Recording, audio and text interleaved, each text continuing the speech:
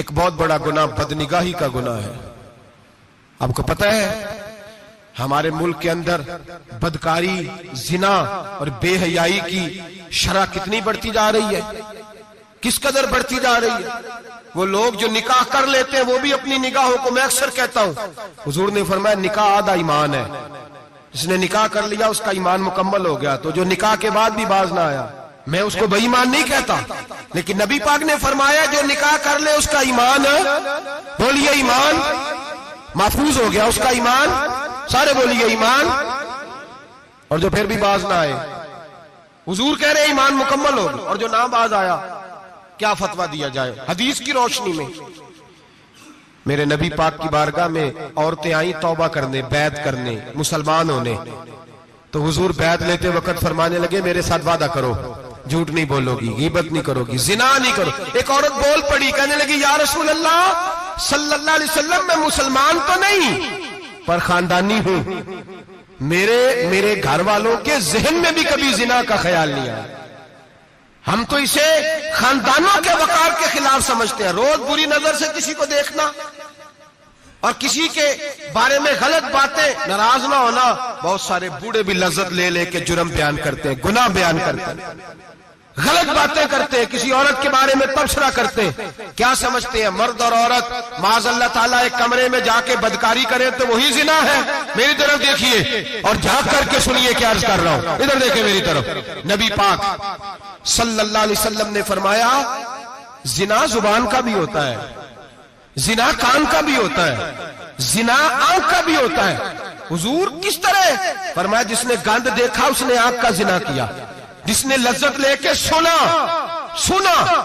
چپ نہیں کرایا، پوری بات سنی، وہ بھی زانی ہے.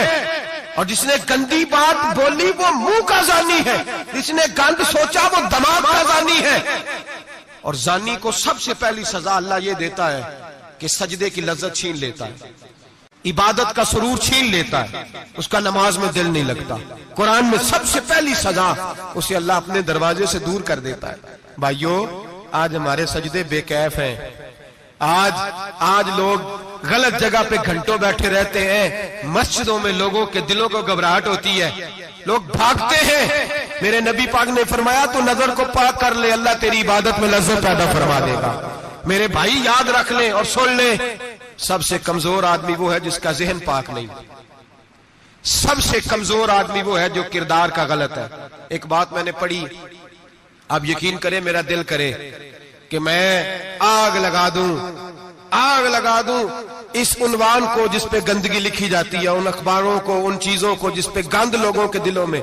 وہ انڈیا کی ایک وزیر اعظم عورت گزری تو کسی نے اس سے کہا کہ پاکستان نے تو تمہیں شکست دی ہے، تم جیت نہیں سکے بڑا ملک ہو کے. کہنے لگی کوئی بات نہیں، تھوڑا وقت ٹھہر جاؤ، ہم ان پر تہذیبی یلغار کریں گے، ان کے گھروں میں ننگا ناچ کریں گے، یہ گندی تصویریں دیکھیں گے، یہ گند میں الجھ جائیں گے. اور جو قوم گند میں الجھ جایا کرتی ہے وہ پھر کسی سے لڑنے کی طاقت نہیں رکھتی، اس کے اندر ڈٹ جانے کی ہمت نہیں ہوتی، اس کی غیرت کے جنازے نکل جاتے. دل کرتا ہے جل جائے وہ جل جائے جہاں سے برائی پھیلتی، تباہ ہو جائے وہ علاقے جہاں سے گند ہوتا ہے. لوگ گند کی کمائی کھاتے ہیں، گند کی. ایکٹروں کے ساتھ کھڑے ہو کے فوٹویں کھچاتے ہیں اور گناہ پہ فخر کرتے ہیں. اور گندے لوگ کہتے ہیں اللہ کا فضل ہے ہم گند پھیلا رہے ہیں، ثم معاذ اللہ. لوگ گناہ پہ فخر کرتے ہیں چوکوں چوراہوں میں. محمد بن قاسم آئے ہندوستان پہ راجہ دہر کے مقابلے میں، نوجوان میری طرف دیکھیں اور صحیح ہو کے بیٹھے، خاصے صحیح ہو کے بیٹھے. تقریر نہیں کر رہا، جذبات کا، میرے جذبات سنیں، دل کے پھپولے جل رہے ہیں سینے کے داغ سے. اللہ کی قسم روح کی گہرائی سے بات کر رہا ہوں، وہ بات کر رہا ہوں جو سینہ کہہ رہا ہے کہ پھٹ جائے اور کہنا نہ پڑے. قرآن و حدیث پڑھتے ہیں اور پھر اپنا حال دیکھتے ہیں تو لگتا یہ ہے کہ عذاب قریب آ گیا ہے، لگتا ہے زمین پھٹنے والی ہے، آسمان گرنے والا، لگتا ہے قریب آ گیا ہے سارا کچھ. سمجھے کیا عرض کر یہ بات اگر آپ سمجھ گئے تو قیمت وصول ہو گئی. اس کو سمجھ گئے تو سمجھ لیں آپ کے مزاج کے اندر اللہ نے تبدیلی پیدا کر دی. محمد بن قاسم 18 سال کا جوان، ایک عورت کی عزت پر راجہ دہر ہندو نے حملہ کیا، محمد بن قاسم بچانے آئے. جب ہندوستان آئے فوج تھوڑی تھی، علاقہ تھوڑا تھا. راجہ دہر کی فوج بہت زیادہ، اور پھر اپنا عرب چھوڑ کے یہاں آ کے ہندوستان میں اس کے علاقے میں اس پہ حملہ کرنا، حالات خراب تھے۔ محمد بن قاسم پریشان ہے۔ ایک بزرگ نے دیکھا، کہنے لگے پریشان کیوں ہو؟ کہنے لگا سوچتا ہوں علاقہ بھی اس کا، فوج بھی اس کی، میرے فوجیوں کو تو رستوں کا بھی نہیں پتا، کیسے جنگ کریں گے، کدھر سے آئیں گے، اور پھر ہمیں زبان بھی نہیں آتی، کیسے کام ہوگا، ڈر رہا ہوں۔ 2-4 دن گزرے تو محمد بن قاسم اشاش بشاش ہو گئے۔ وہ بزرگ کہنے لگے خیر ہے، بڑے مطمئن ہو گئے ہو؟ کہنے لگے بس راجہ دہر ہم سے مقابلہ نہیں کر سکتا، راجہ دہر ہمارے مقابلے میں کھڑا نہیں ہو سکتا، وہ گرا کے گرا، وہ لڑکھڑایا کے لڑکھڑایا، ریزہ ریزہ ہو جائے گا۔ آپ کو کیسے خوشخبری مل گئی؟ کہنے لگے مجھے پتا چلا ہے کہ راجہ دہر ذہن کا گندا ہے، وہ تو چچا کی بیٹی کو نہیں چھوڑتا، ماموں کی بیٹی کو نہیں چھوڑتا، خالہ کی بیٹی کو گندی نظر سے دیکھتا ہے۔ جس کا ذہن گندا ہوتا ہے وہ کسی کا مقابلہ نہیں کر سکتا، ہمیں فتح ہوگی، فتح، وہ گرے گا۔ وہ بزرگ کہتے ہیں میں سمجھ گیا کہ واقعی سے فتح ہوگی۔ آج کشمیر کیوں آزاد نہیں ہو رہا، فلسطین میں آگ کیوں لگی ہوئی ہے؟ مسلمان جب تک ذہن کا گندا ہے کمزور ہے، جب تک ذہن کا ناپاک ہے کمزور ہے۔